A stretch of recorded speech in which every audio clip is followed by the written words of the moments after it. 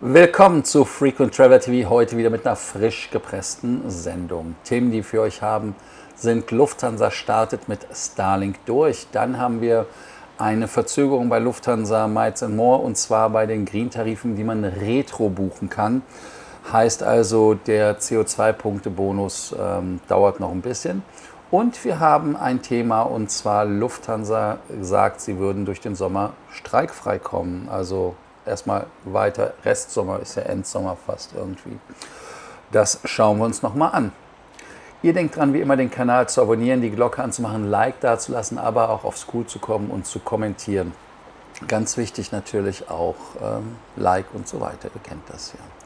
Das erste Thema ist Lufthansa Starlink, ein Thema, was ich relativ geil finde, weil Starlink im Flugzeug ist relativ cool, muss man ehrlicherweise gestehen. Ich habe es bei SAS gehabt, ich habe es bei Air Baltic gehabt, ich habe es bei Air France, glaube ich, gehabt und demnächst jetzt bei Lufthansa.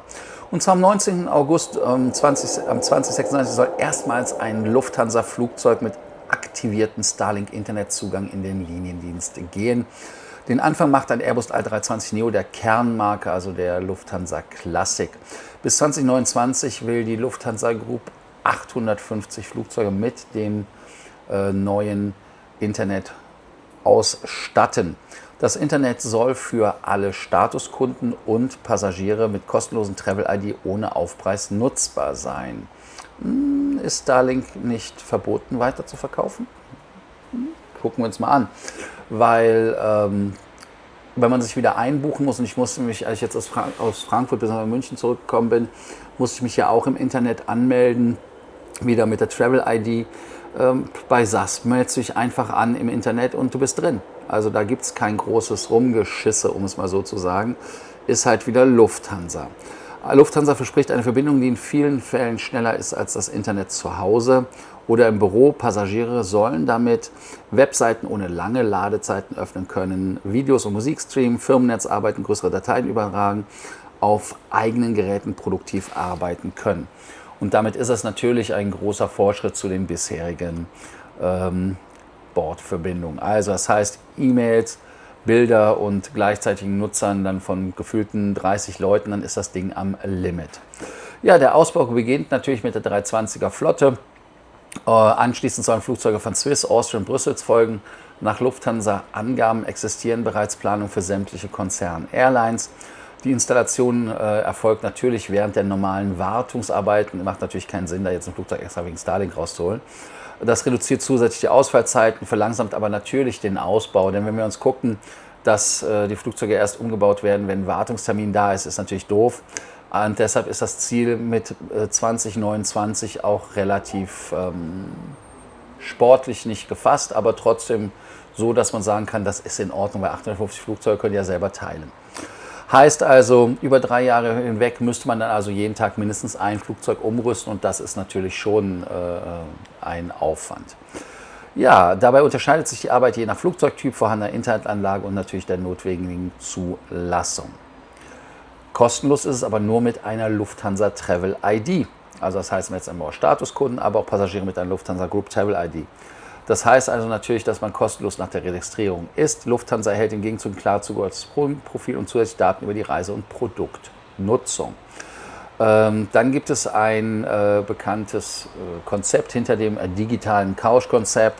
Wir bekommen kostenloses Internet, schnellen WLAN, Nutzung auf eigenen Geräten, zusätzlich Kontakt- und Vermarktungsmöglichkeiten. Das ist natürlich ganz klar. Was erhält Lufthansa? Lufthansa erhält unsere Kundenkonto als registrierter Kunde und eindeutige Kundenbeziehung. Entscheidend wird sein, ob eine spontane spontane Registrierung an Bord möglich sein wird. Auch ist es so, dass man in den Bedingungen muss man neue Nutzerbedingungen anklicken, und zwar muss man akzeptieren, dass man Kopfhörer trägt. Ja, ich weiß nicht warum. Das ist doch normal, dass man Kopfhörer trägt. Keine Sprach- und Videoanrufe, aufpassen, und keine Live-Übertragung aus dem Flugzeug. Diese Vorgaben sind sinnvoll, denn natürlich würde es möglich sein mit Starlink, ich kann es aus eigener Starlink-Erfahrung sagen, dass man einmal da live rauspostet. Ich könnte dann natürlich dann hier meinen Flug machen, und ich glaube, ich würde es nicht tun, aber ich denke mal, es gibt Influencer, die so etwas durchaus nicht nur machen würden, sondern auch tun. Und Das ist natürlich das Problem und sowas verletzt Privatsphäre. Auch Live-Übertragung ist komplett falsch, weil die Leute dann natürlich anfangen auch lauter zu reden und sowas. Und natürlich Besatzungen ungefragt filmen, das geht gar nicht. Ja, auch die Sicherheitsabläufe öffentlich übertragen. Ich denke mal, dass das auch durchaus falsche Eindrücke verbinden kann. Sollte da mal ein Notfall sein, wird das Erste gekappt, ist natürlich das Internet, ist ja logisch.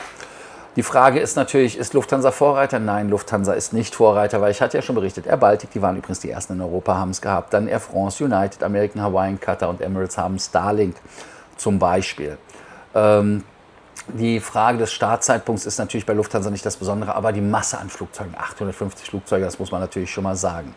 Und das ist natürlich dann auch schon spektakulär. Ich glaube, wir brauchen auf Internet an Bord nicht einzugehen. Ihr wisst ja, was die Vorteile ist. Aber es ist natürlich auch geopolitisch ein Thema, weil Elon Musk natürlich Amerikaner ist und dass da, oder Südafrikaner und glaube ich amerikanischen Pass hat auch mittlerweile. Aber ist wie es ist. Als Fazit können wir natürlich sagen, kostenlos, wirklich schnelles Internet ist eine geile und spürbare Produktverbesserung. Da gibt es nichts. Lufthansa hat seit Jahren da jetzt beim Internet, am Anfang haben sie ja auch damals hieß Connection bei Boeing, ne? Dann ist ja Viasat geworden, hat da natürlich was gemacht, Vorreiter gewesen, aber jetzt ist man im Mainstream mit dabei, aber es ist auch gut so, dass man jetzt dabei ist. Also ich würde jetzt nicht rumheulen, ob die jetzt 1-2 Jahre vorher sind, sie sind einfach jetzt dabei, so ist es. Ob das Ganze jetzt geil ist oder nicht, hängt natürlich vom Ausbautempo ab und ob man nicht auch wieder anfängt, irgendwelche Wege oder Mittel zu suchen, wo man halt Geld abholen kann. Weil wir wissen ja im Moment, dass die Lufthansa jeden Stein nicht nur einmal, zweimal, dreimal, viermal, fünfmal umdreht, um Geld zu finden von uns Passagieren. Also insofern aufpassen. Und ich denke mal, dass wir als Passagiere bitte auch verantwortlich mit der Bandbreite umgehen, dass ihr also keine Scheiße streamt. Ja, genau. Ja, ist die verpflichtende Travel-ID ein fairer Tausch für kostenloses Starlink oder sollten die Telefonate an Bord eher auch konsequent verboten bleiben? Ich bin mal auch gespannt, wie man es durchsetzt. Vor allem, wenn der First-Class-Kabine ist, da stört man ja eigentlich auch niemanden, muss man ehrlicherweise gestehen. In der Economy-Class, wenn jeder in der Dreierreihe teflonieren würde, wäre natürlich doof. Das nächste Thema ist Lufthansa den streikfreien Sommer. Wir werden in nächster Zeit keinen Streik haben, sagt Carsten S. aus M, Name der Redaktion bekannt, nicht geändert. Während der verbleibenden Hauptreisezeit gibt es das nicht, denn man hat immer noch vertrauliche und konstruktive Gespräche mit der Vereinigung Cockpit und UFO. Es gibt zwar keine Einigung, aber Carsten S. sagt, dass deshalb eine Erwartung, dass es keine garantierte Friedenspflicht gibt. Also er hofft, dass es da nichts geht. Ich gehe jetzt nicht auf die Konflikte in der Kabine oder der Kabine ein, aber es ist halt so, es geht da um Produktivitätssteigerung, halt der Klassiker. Und warum der Sommer ruhig bleibt, gut, kann ich auch nachvollziehen. Laufende vertrauliche Gespräche, voraussichtliche Annäherung, voraussichtliche Annäherung, auch weiter mit der UFO.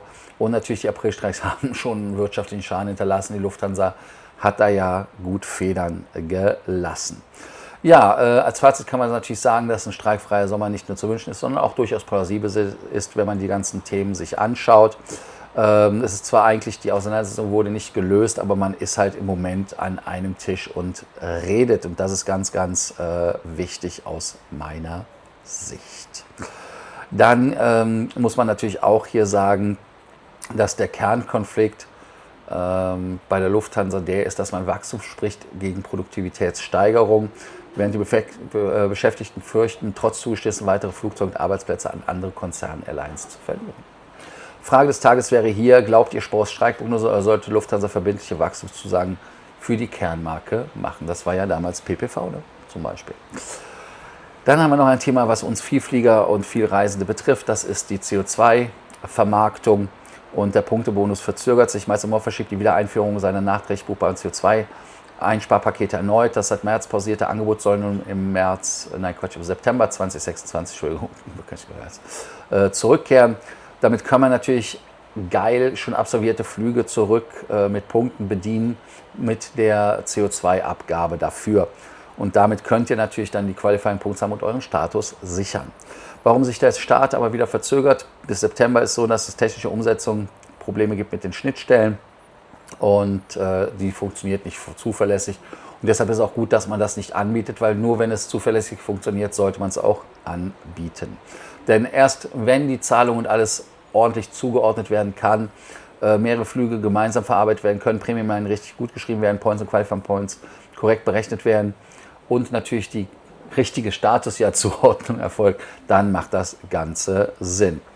Deshalb sind die geplanten Neuerungen, dass man gemeinsame Flüge, also das heißt, dass man nicht jeden Flug einzeln, sondern mehrere Flüge zusammenfassen kann, ist schon leider geil. Verfügbarkeit in 11 zusätzlichen Sprachen, weiß ich jetzt nicht, ob das so geil ist, weil Englisch kann ja eigentlich fast jeder.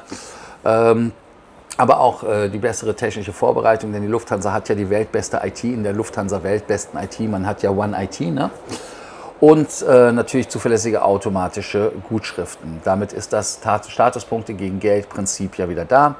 Und da bin ich mal gespannt.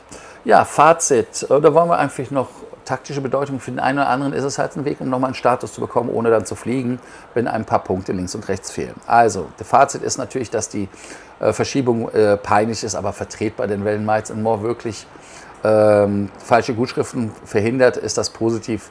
Und wenn die Flüge von Januar 26 rückwirkend benutzt werden können, dann ist das doch klar.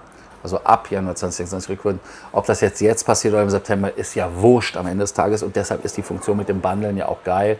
Also insofern kein Problem. Aber die Grundsatzfrage ist natürlich, ist dies ein glaubwürdiges Klimaschutzinstrument mit zuverlässiger und zusätzlicher Belohnung oder ein weiter Weg und eventuell Greenwashing? Also Statuspunkte geben Geld. Frage des Tages hier ganz klar. Würdet ihr CO2-Paket hauptsächlich wegen der Klimawirkung kaufen oder wegen der aktuellen Statuspunkte, wie das eigentlich 100 oder 99,8% der Leute wohl machen? Als Gesamtfazit zu der Sendung kann man zusammenfassend sagen, die drei Themen zeigen, wie stark Lufthansa Kunden- und Beschäftigtenbeziehungen digital und wirtschaftlich neu ordnet. Starlink bietet einen klaren, unmittelbaren, spürbaren Mehrwert. Die Tarifgespräche entscheiden natürlich darüber, ob die Kernmarke operativ stabil wachsen kann. Die CO2-Pakete verbinden unterdessen Klimaschutz, Kundenbindung, Status, Verkauf. Lufthansa investiert gleichzeitig in Technik, Produkt, zusätzliche Erlösmodelle. Entscheidend wird sein, ob dadurch natürlich ein einfaches und natürlich auch verlässliches Reiseerlebnis entsteht oder noch mehr Kontenregeln und kostenpflichtige Optionen. Ja, und mit Starlink ist das halt auch so ein Thema, dass da halt wieder geguckt wird, ob man das irgendwie mit Geld machen kann. Finde ich jetzt schlimm, vor allem Starlink, dass der Starlink halt das eigentlich verbietet. Da bin ich mal gespannt, wie Lufthansa das umgehen möchte. Ja, ihr denkt dran, den Kanal zu abonnieren, die Glocke anzumachen, ein Like dazu lassen, aber auch auf School zu kommen und die Frage des Tages zu beantworten. Einmal ist die Travel-ID ein fairer Preis für die kostenlose Starlink? Sollten Video- und Sprachanrufe natürlich verboten bleiben, brauchen wir gar nicht fragen. Deshalb ist es so, ich denke mal, kann Lufthansa rund 850 Flugzeuge tatsächlich bis 2029 umrüsten, weil das wäre ja quasi jeden Tag ein Flieger mindestens. Also, danke und bis bald.